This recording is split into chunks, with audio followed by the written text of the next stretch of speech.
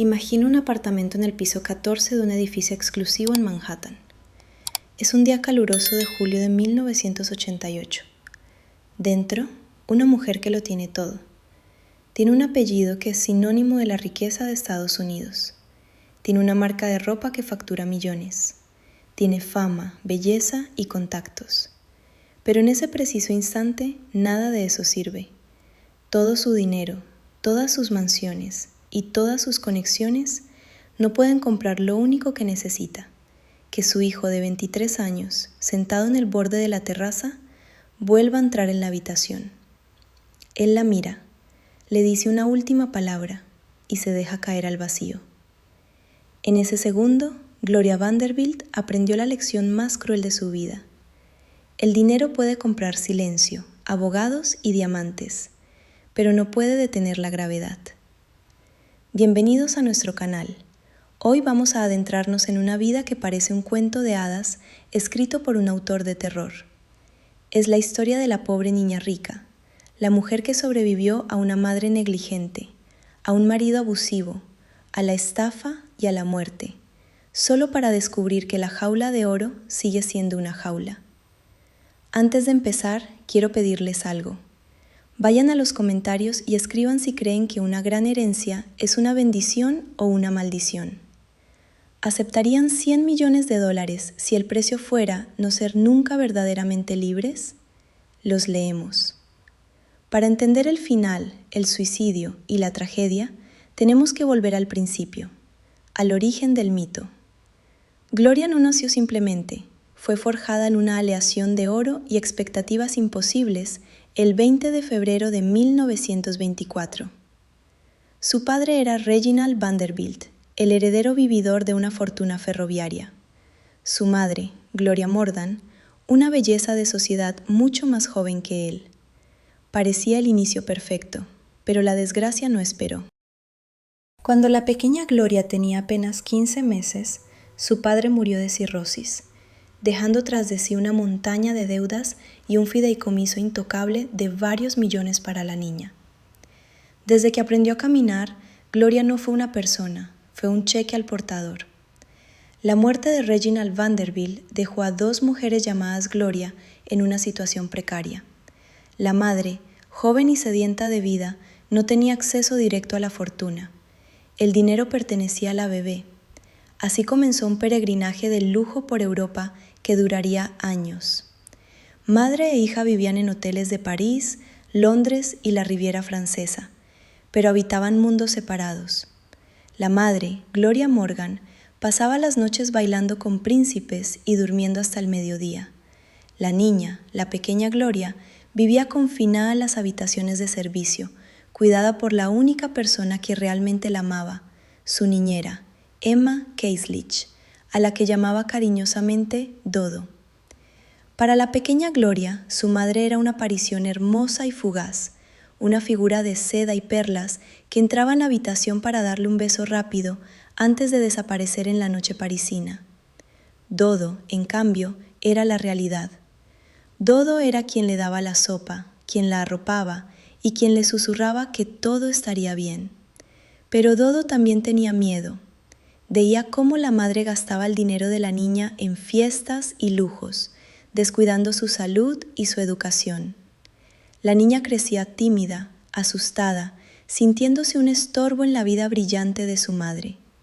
No sabía que al otro lado del océano, en Nueva York, una mujer poderosa observaba cada movimiento.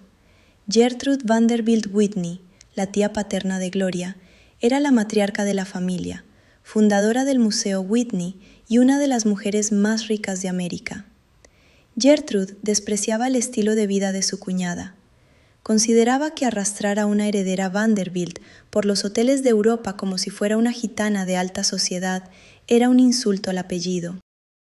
Gertrude tenía espías, recibía informes y esperaba el momento justo para atacar. Ese momento llegó cuando la pequeña Gloria enfermó de amigdalitis. Lo que parecía una simple visita médica a Nueva York se convertiría en una emboscada legal que cambiaría la historia de los tabloides para siempre. Era el año 1934 y Estados Unidos estaba sumido en la Gran Depresión. La gente hacía cola para conseguir un pedazo de pan, pero en los tribunales de Nueva York se discutía sobre el destino de una niña que valía millones. Gertrude Vanderbilt Whitney había retenido a la pequeña Gloria en su mansión de Long Island bajo la excusa de que necesitaba recuperación médica, pero pronto las puertas se cerraron. Cuando la madre intentó recuperar a su hija, se encontró con un muro de abogados y una citación judicial. La tía Gertrude no solo quería la custodia, quería destruir la reputación de la madre para siempre. El argumento de la defensa era brutal. Alegaban que Gloria Morgan no era apta para criar a su hija. La acusaban de negligencia moral, de derrochar la fortuna de la niña y, lo más escandaloso para la época, insinuaban comportamientos indebidos. Se hablaba en susurros de la influencia de una marquesa europea, amiga íntima de la madre, y de libros con contenido inapropiado encontrados en la casa. Para la sociedad puritana de los años 30, estas acusaciones eran dinamita. La prensa olió la sangre. Los periódicos bautizaron el caso como el juicio del siglo. Cada día, cientos de personas se agolpaban en las escaleras del tribunal para ver llegar a las dos mujeres, la tía rica y severa, vestida de negro, y la madre joven y desesperada, luchando por no perder a su mina de oro. En medio de este circo estaba la pequeña Gloria, de 10 años. Aislada en la mansión de su tía, la niña escuchaba a los abogados, a su abuela materna que, increíblemente, se había puesto del lado de la tía Gertrude, y a su querida niñera Dodo. Todos le decían lo mismo. Su madre no la quería, su madre era mala, su madre quería robarle su dinero. La presión sobre la mente de una niña de 10 años era insoportable. Le enseñaron a odiar a la mujer que le dio la vida. Le prepararon un guión. Tenía que entrar en esa sala llena de jueces y extraños y decir las palabras exactas que condenarían a su madre al exilio. El día que la pequeña Gloria tuvo que testificar, el juez ordenó que la sala se vaciara. No quería que la prensa viera cómo se rompía el corazón de una niña, pero el daño ya estaba hecho. A puerta cerrada, la niña repitió lo que le habían entrenado para decir. Dijo que tenía miedo de su madre. Dijo que su madre la ignoraba. Cuando el juez le preguntó si alguna vez querría volver a vivir con ella, la niña respondió con un no, rotundo y frío, que heló la sangre de Gloria Morgan. La madre lloraba en silencio al otro lado de la mesa, viendo cómo su propia hija, su pasaporte a la buena vida y su única familia, la repudiaba bajo la atenta mirada de la tía Gertrude. El veredicto fue devastador. La tía Gertrude ganó la custodia. La madre fue relegada a un papel secundario, con derechos de visita limitados y vigilados, permitiéndosele ver a su hija solo los fines de semana y en Navidad. Pero la victoria de la tía Gertrude vino con un precio cruel para la niña. El juez, en un intento de limpiar la vida de la pequeña de cualquier influencia del pasado, ordenó el despido inmediato de la niñera Dodo. Fue el golpe final. Gloria había ganado la estabilidad y la riqueza de los Vanderbilt, pero había perdido a la única madre real que conocía. La imagen de Dodo siendo expulsada de la casa mientras la niña gritaba y golpeaba las ventanas quedó grabada en su memoria para siempre. Ahora Gloria vivía en el lujo absoluto, rodeada de sirvientes, primos y caballos en la inmensa propiedad de los Whitney, pero era una prisionera. Su tía, aunque bien intencionada, era una mujer fría y distante, que creía que la disciplina y el arte eran sustitutos del afecto. Gloria creció sintiéndose observada, sabiendo que era la niña del escándalo, la niña que había demandado a su madre. Se refugió en su imaginación, pintando y escribiendo, creando un mundo donde ella tenía el control. Pero la soledad engendra malas decisiones, y Gloria, ansiosa por escapar de esa mansión silenciosa, estaba a punto de cometer el primer gran error de su vida adulta: buscar el amor en los brazos de un hombre que le recordaría que el dinero atrae a los depredadores más peligrosos. A los 17 años, Gloria Vanderbilt cometió el error clásico de quien ha vivido encerrado demasiado tiempo: confundir la novedad con la libertad. Dejó la mansión fría de su tía en Nueva York para visitar a su madre en Beverly Hills. Hollywood, en 1941, era un destello de neón y promesas, el lugar perfecto para perderse. Allí, lejos de los ojos vigilantes de los abogados de la familia, Gloria conoció a Pat DiCicco. No era un príncipe azul, era un agente de actores de segunda fila, un hombre con fama de duro, amigo de mafiosos y con un historial de violencia que se rumoreaba en voz baja en los clubes nocturnos. Pero para Gloria, Pat tenía algo irresistible. Era todo lo que su tía Gertrude odiaba. La familia Vanderbilt entró en pánico. Vieron al lobo acercarse a la oveja y trataron de intervenir, pero sus advertencias solo sirvieron para avivar el fuego de la rebeldía adolescente. Gloria creía que casarse con él la convertiría en una mujer adulta, dueña de su destino y de su fideicomiso. DiCicco, por su parte, veía en Gloria el premio gordo, la llave maestra que le abriría todas las puertas que Hollywood le había cerrado. La boda se celebró poco después de que ella cumpliera los 18 años. Gloria llevaba un vestido de satén blanco y una cola de 9 metros, sonriendo ante los flashes, convencida de que su vida real estaba a punto de empezar. No sabía que acababa de firmar un contrato para entrar en el infierno. La luna de miel terminó antes de empezar. La vida con Pat DiCicco no fue la aventura romántica que Gloria había imaginado en sus noches de soledad. Fue una pesadilla doméstica. El hombre encantador y peligroso se transformó rápidamente en un tirano abusivo. DiCicco no la amaba, la quería como un trofeo, un objeto brillante para exhibir ante sus amigos de Lampa.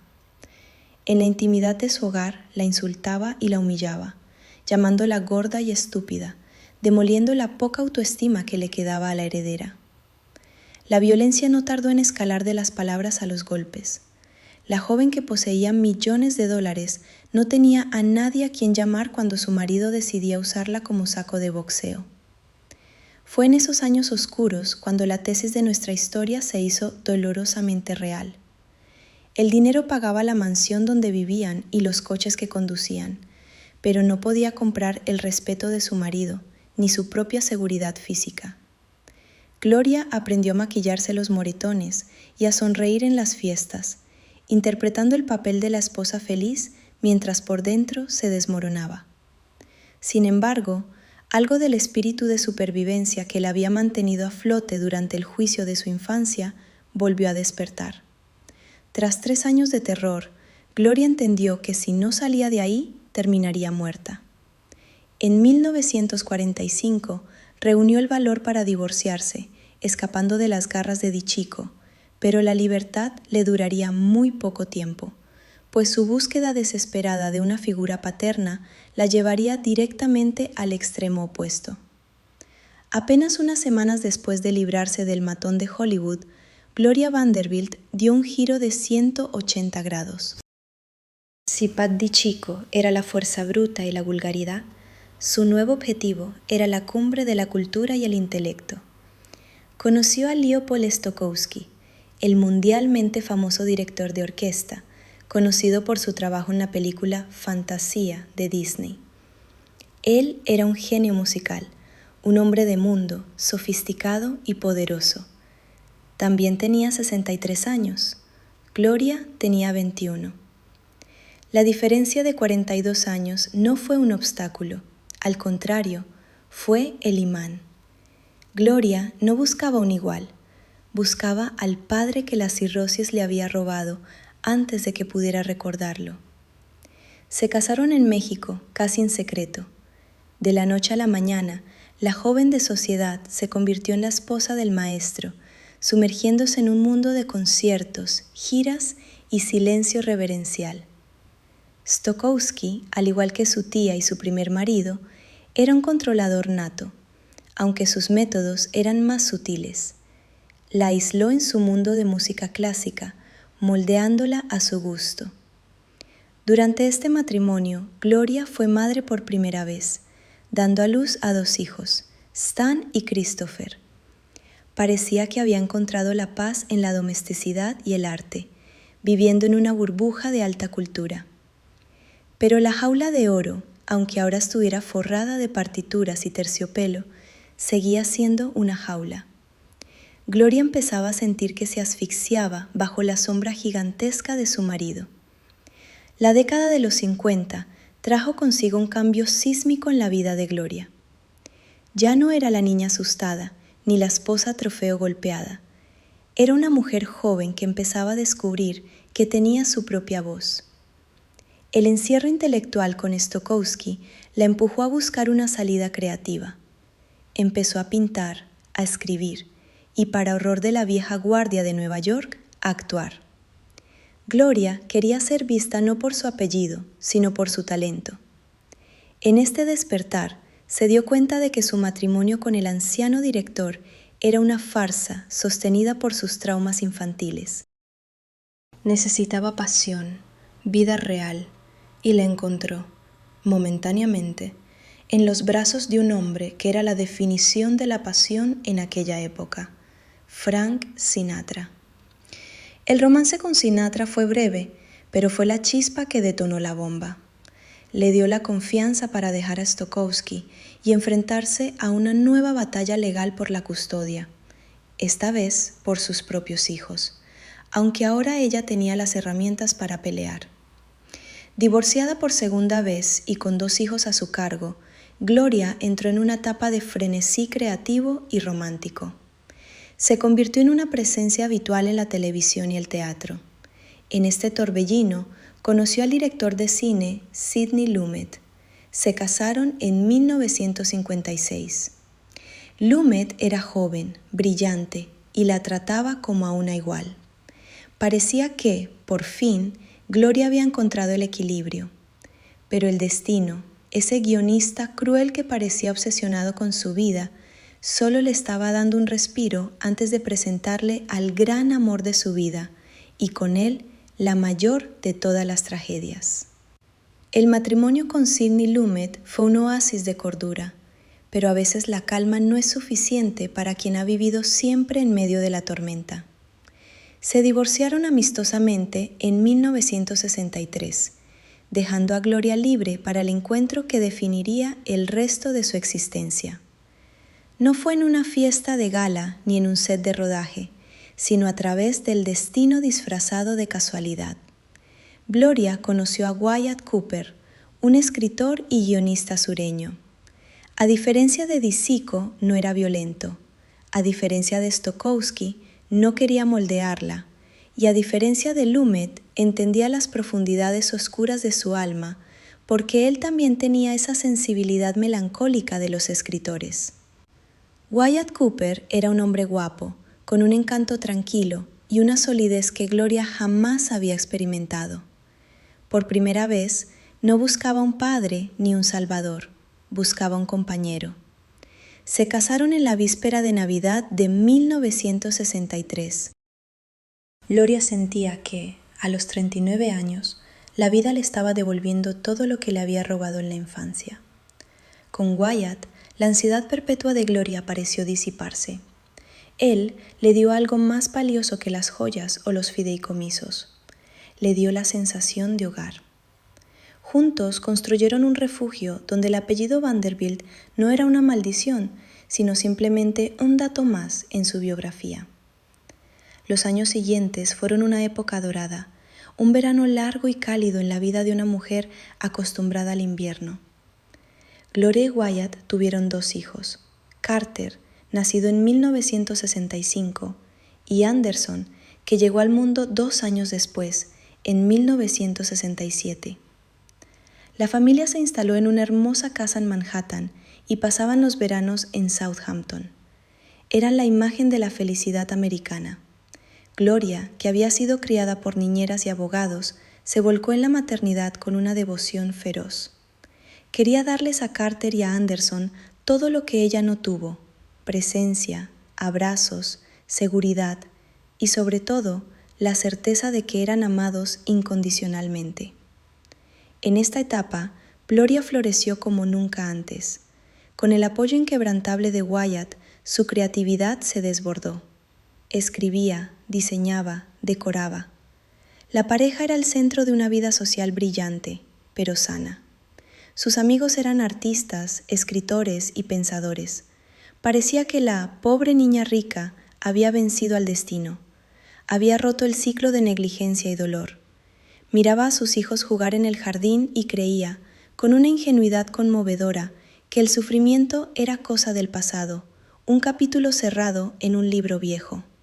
Pero la vida, en su infinita crueldad, solo estaba afilando la guadaña para dar el golpe más duro justo cuando la guardia estaba baja. El invierno de 1978 llegó con un presagio oscuro. Wyatt Cooper, el hombre fuerte, el pilar sobre el que descansaba todo el universo de Gloria, comenzó a sentirse mal. Lo que parecía un problema menor se reveló como una afección cardíaca grave. Fue ingresado en el hospital para una cirugía a corazón abierto. Gloria, acostumbrada a que su dinero resolviera los problemas logísticos, se enfrentó de nuevo a la impotencia absoluta de la sala de espera. Tenía los mejores médicos, el mejor hospital, todos los recursos del mundo a su disposición. Pero cuando el corazón de Wyatt falló durante la recuperación, ninguna chequera pudo hacer que volviera a latir. Murió a los 50 años. Gloria se quedó viuda a los 54, con 2 niños pequeños que adoraban a su padre. La muerte de Wyatt no solo le rompió el corazón, le rompió la estructura misma de su realidad. Él era quien manejaba las finanzas, quien ponía orden en el caos, quien le daba sentido a los días. Sin él, Gloria se sintió como un barco a la deriva en medio de un huracán. Carter, el hijo mayor, de 13 años, quedó especialmente devastado. Era un niño sensible, muy apegado a su padre, y su muerte abrió una herida en él que nunca llegaría a cicatrizar. Mientras Anderson se blindaba con una coraza de estoicismo, Carter empezó a hundirse lentamente en una tristeza silenciosa que Gloria, cegada por su propio duelo, no supo medir en toda su magnitud. Para no ahogarse en el dolor, Gloria hizo lo único que sabía hacer: trabajar. Se lanzó al vacío del mercado laboral con una ferocidad que sorprendió a todos. A finales de los 70 y principios de los 80, transformó su nombre en una marca global. Se asoció con empresas textiles y puso su firma en el bolsillo trasero de unos pantalones vaqueros ajustados. Fue una revolución. Gloria Vanderbilt no solo era una heredera, ahora era la reina del jean de diseñador. El logotipo del cisne estaba en todas partes. Facturaba millones, salía en anuncios de televisión y se convirtió en un ícono de estilo para la mujer trabajadora americana. El éxito fue estruendoso. Ganó más dinero con sus diseños del que había heredado jamás de los Vanderbilt. Parecía el triunfo definitivo de la voluntad sobre la tragedia. Compró nuevos apartamentos, viajó, se mantuvo ocupada cada segundo del día para no tener que pensar en el vacío que Wyatt había dejado en la cama. Pero mientras el mundo aplaudía a la empresaria exitosa, en casa las sombras se alargaban.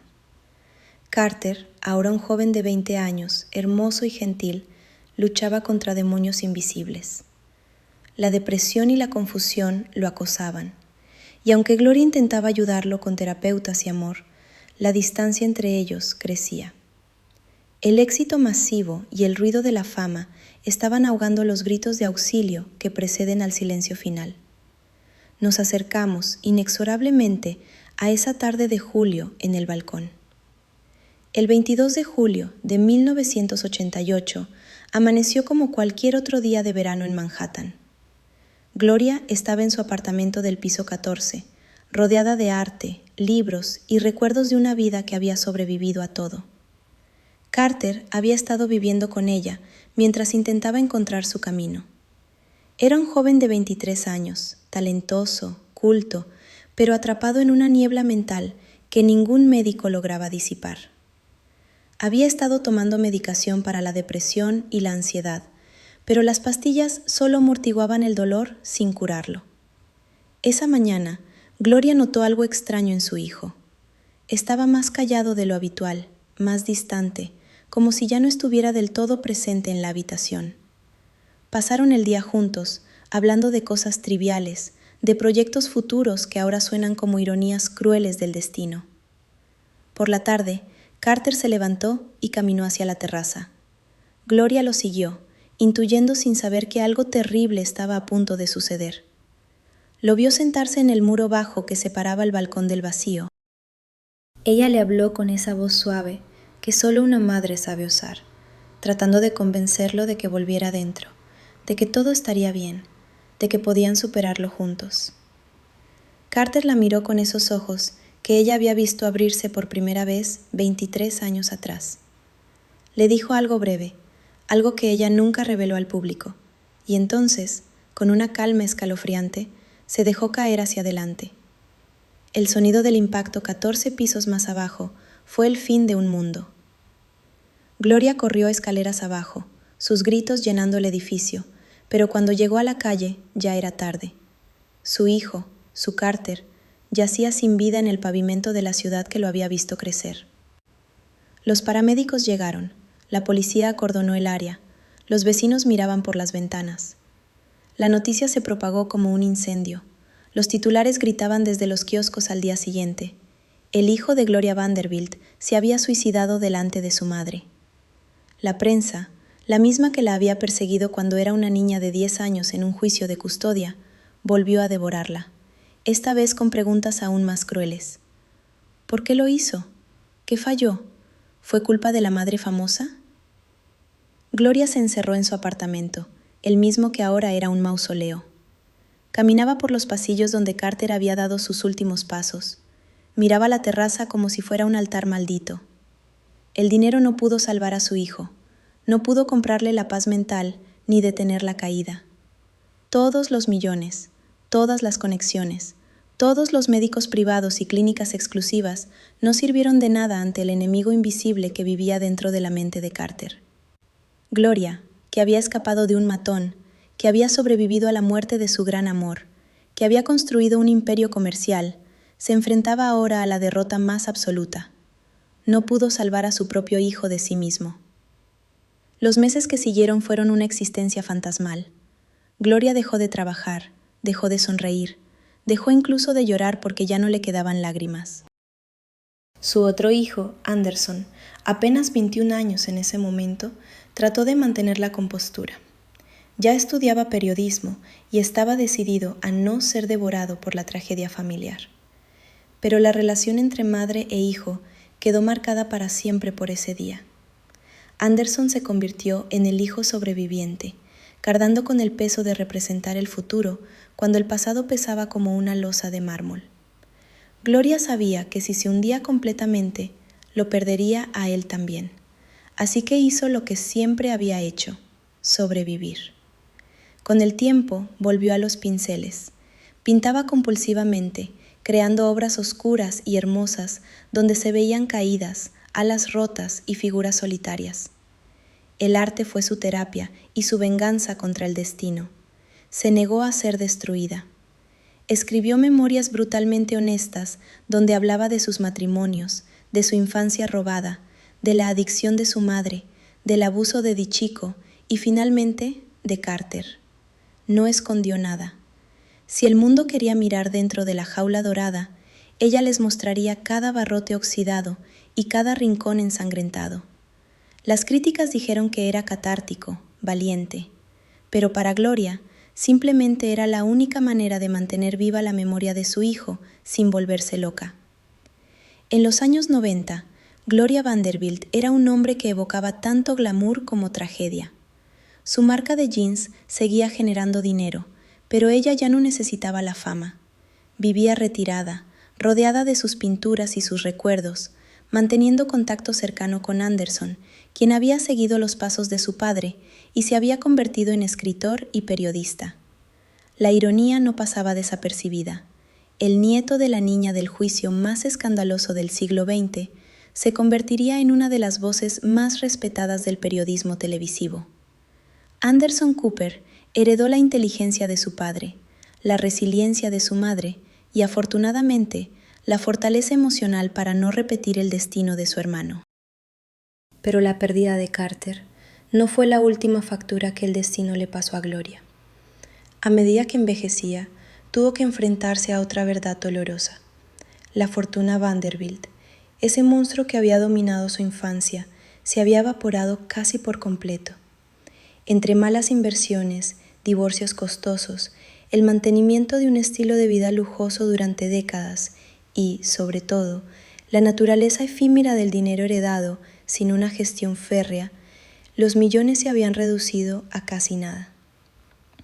Cuando Anderson llegó a la adultez, Gloria le confesó algo que lo dejó helado. No había herencia. El apellido Vanderbilt ya no venía acompañado de un cheque. Toda la lucha, todo el sufrimiento de su infancia por ese fideicomiso, había sido por una fortuna que se desvaneció como humo entre los dedos del tiempo. Anderson Cooper tomó la noticia con una mezcla de alivio y tristeza. Alivio porque sabía que el dinero había sido una maldición disfrazada de bendición para su madre y para tantos Vanderbilt antes que ella. Tristeza porque significaba que todo aquel dolor, el juicio, la separación de su abuela, el exilio de Dodo, había sido por nada duradero. Decidió construir su propia fortuna basada en su trabajo, no en su apellido. Se convirtió en corresponsal de guerra, arriesgando su vida en zonas de conflicto, ganándose cada dólar con sudor y valentía. Cuando finalmente alcanzó la fama como presentador de CNN, lo hizo con su propio nombre, aunque el apellido Cooper llevara el fantasma de los Vanderbilt en su ADN. Gloria lo observaba con orgullo desde la distancia. Había roto la maldición. Anderson no era una víctima de la fortuna familiar, porque ya no existía tal fortuna. Era libre de una manera que ella nunca lo fue. En sus últimos años, Gloria se dedicó a vivir tranquila en su apartamento lleno de arte. Ya no salía en la televisión ni diseñaba ropa. Simplemente existía, rodeada de los objetos que amaba, las pinturas que había creado y las fotografías de Wyatt y Carter que mantenía en cada rincón como recordatorios de que, a pesar de todo, había conocido el amor verdadero y había sido madre de hijos extraordinarios. Pero el cuerpo, ese vehículo temporal que ningún dinero puede mantener funcionando para siempre, empezó a fallar. En los últimos años de su vida, Gloria desarrolló un cáncer de estómago avanzado. No lo ocultó, pero tampoco hizo un espectáculo de ello. Enfrentó la enfermedad con la misma elegancia estoica con la que había enfrentado todo lo demás. Anderson estaba a su lado constantemente, cuidándola en ese mismo apartamento que había sido testigo de la muerte de Carter 30 años atrás. Madre e hijo hablaban durante horas, revisitando toda la historia familiar, las risas y las tragedias. Gloria le contaba anécdotas de su infancia que nunca había puesto en sus memorias, pequeños detalles sobre Dodo, sobre su padre al que nunca conoció, sobre la sensación de estar en esa sala de juicios rodeada de adultos que peleaban por su dinero, mientras ella solo quería que alguien la abrazara. Anderson grabó algunas de esas conversaciones, creando un documental íntimo que se transmitiría después de su muerte. Gloria sabía que se acercaba el final y no le tenía miedo. Había vivido 95 años completos, cada uno de ellos más intenso que 10 vidas comunes. Había sido amada y traicionada, había sido millonaria y casi quebrada, había sido madre y había enterrado a un hijo. El dinero no pudo salvar su vida porque nadie escapa de la muerte, pero lo más importante es que Gloria finalmente entendió algo que le tomó casi un siglo aprender. El dinero tampoco era necesario para que su vida tuviera valor. Lo que quedaba de ella no eran las cuentas bancarias ni las mansiones, sino las pinturas, las memorias escritas, los hijos que había amado y el ejemplo de una mujer que se negó a ser destruida.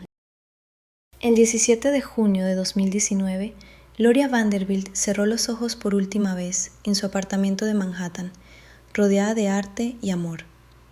Anderson estaba a su lado, sosteniéndole la mano, despidiéndose de la mujer que le había enseñado que la verdadera fortaleza no viene del dinero, sino de la capacidad de levantarse una y otra vez después de cada golpe.